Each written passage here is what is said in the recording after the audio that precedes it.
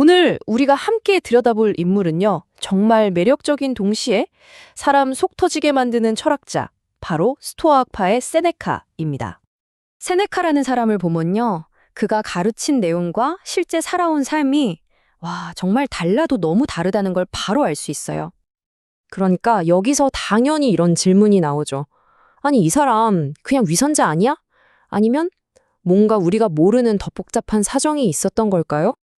네, 그래서 세네카를 이해하려면 먼저 이 모순이라는 키워드를 꽉 붙잡고 시작해야 합니다. 이게 그의 이야기를 푸는 첫 열쇠거든요. 세네카는 무슨 산속에 틀어박혀서 돌을 닦는 그런 철학자가 아니었어요. 그야말로 권력과 부, 그리고 온갖 위험이 들끓는 로마 제국의 한복판에서 그 치열한 현실을 온몸으로 겪으면서 글을 썼던 사람입니다. 자, 그럼에도 불구하고 그의 철학이 왜 그렇게 대단한지 그가 제시했던 이상적인 가르침부터 한번 살펴볼게요. 무려 2000년 동안 수많은 사람들에게 영감을 준 지혜니까요. 세네카의 가르침 중에 아마 가장 유명한 통찰일 겁니다. 우리가 진짜로 가진 건 돈도 명예도 아니고 오직 시간뿐이라는 거죠. 정말 뼈 때리는 말 아닌가요? 미래가 불안하잖아요? 그걸 이겨내려고 세네카는 좀 특이한 방법을 제안했어요. 뭐냐면 일어날 수 있는 최악의 상황들을 미리 상상해 보는 겁니다. 돈을 다 잃거나 건강이 나빠지거나 소중한 사람을 잃는 것까지요. 일종의 마음 예방주사 같은 거죠. 이 말이 정말 딱 와닿지 않나요?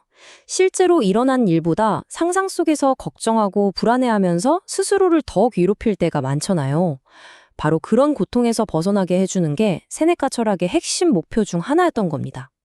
분노에 대한 분석도 정말 날카로워요. 화가 욱 하고 치밀어 오르는 건 어쩔 수 없는 1단계 반응이래요. 진짜 문제는 그 다음에 온다는 거죠. 아, 나 무시당했어. 갚아줘야 해. 라고 생각하는 그 선택의 순간, 바로 그때부터 이성이 마비되고 후회할 짓을 하게 된다는 겁니다.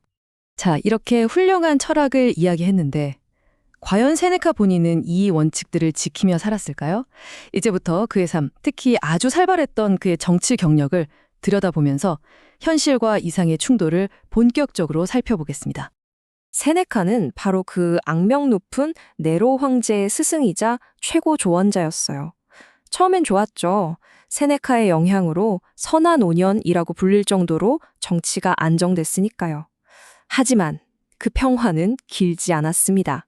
네로는 점점 폭군으로 변해갔고 급기야 자신의 어머니를 죽이는 끔찍한 일까지 벌어지죠. 방금 본 저 말 기억하시죠? 가장 큰 부는 욕망이 없는 것이다.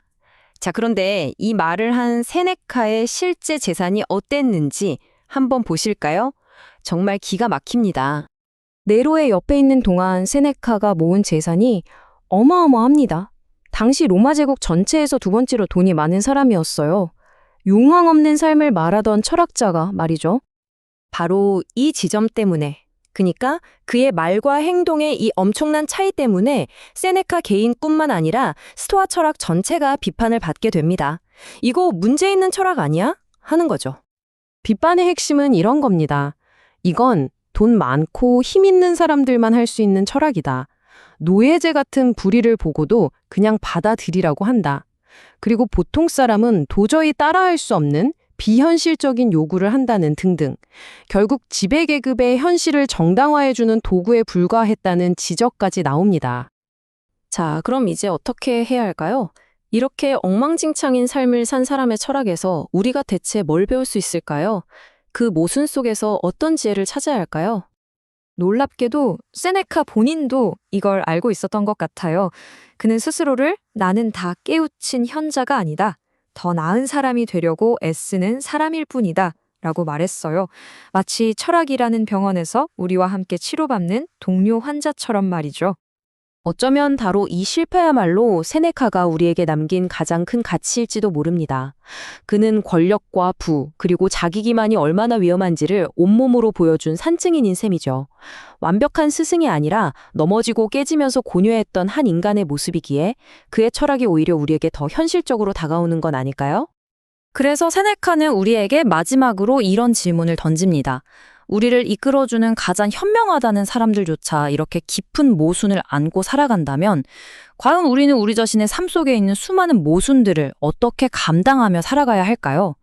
이건 2000년 전 로마에서나 지금 우리에게나 똑같이 어려운 숙제인 것 같습니다.